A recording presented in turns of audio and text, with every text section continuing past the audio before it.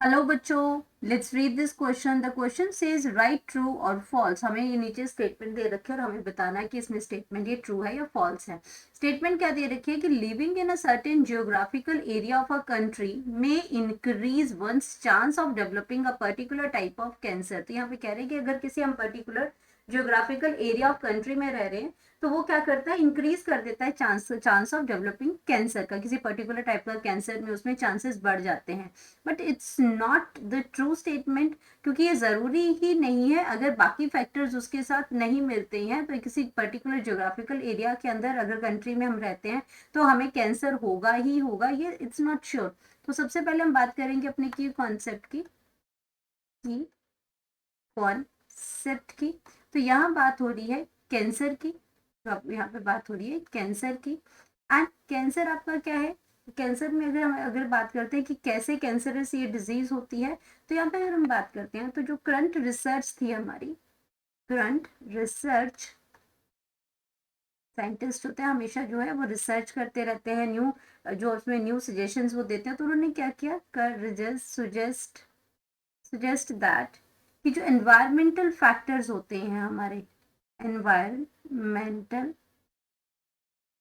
जो environmental factors जो हैं, ये आपके फैक्टर्स जो हैं ये आपके वो जो आपके, और उसमें एनवायरमेंटल फैक्टर्स क्या क्या होते हैं वो भी हम देखते हैं, जो आपका मेक रीजन बनाते हैं कैंसर डिजीज होने का। तो फैक्टर्स आपके क्या क्या आगे जो एनवायरमेंटल फैक्टर्स हैं वो सच एज टोबैको। अब टोबैको तुम बहुत ज्यादा लोगे किसी पर्टिकुलर किसी भी एरिया के अंदर अगर चले जाओ, लेकिन वहां पे बहुत सारा टोबैको तुम अगर यूज करते हो तो वहां पे क्या कैंसर के चांसेस हो जाते हैं। डाइट आपका क्या है, आपका जो लाइफ स्टाइल है, आपका जो डाइट है वो आपका प्रॉपर नहीं है, किसी टाइप का आपको ये कोई इन्फेक्शन हो जाता है, वो कैंसरस बाद में चेंज हो सकता है। या आप अल्कोहल लेते हैं, अल्कोहल लेते हैं बहुत ज्यादा, या फिर किसी टाइप की ड्रग्स आप लेते हैं, या कोई अल्ट्रा वायलेट रेडिएशन आपकी बॉडी के अंदर एंटर कर गई हैं, तब आपको आप उसको कैंसरस हो सकता है। या किसी टाइप के केमिकल की वजह से आपको क्या है कैंसरस हो डिजीज हो सकती है किसी केमिकल्स की वजह से।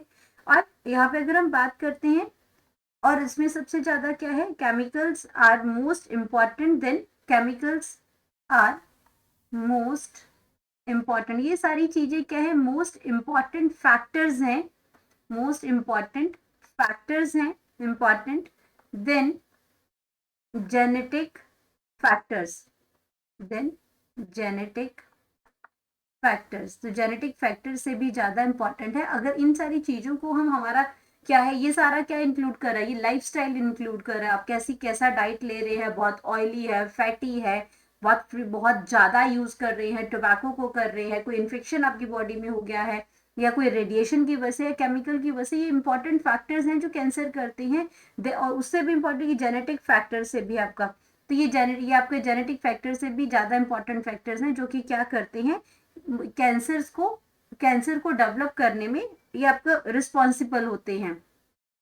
तो यहाँ पे अगर हम बात करते हैं तो ये किसी ज्योग्राफिकल एरिया ऑफ कंट्री में रहने से, और आप ये सारी चीजें, आपका लाइफस्टाइल अच्छा, आप ये कोई भी चीज यूज नहीं कर रहे हैं, तो इसमें आपको कैंसर जो है पर्टिकुलर टाइप का जो कैंसर है वो होने के चांसेस आपको नहीं है।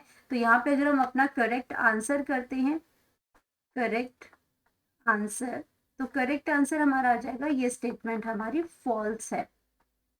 ये स्टेटमेंट क्या है हमारी, फॉल्स है। Hope you understood it well, best of luck.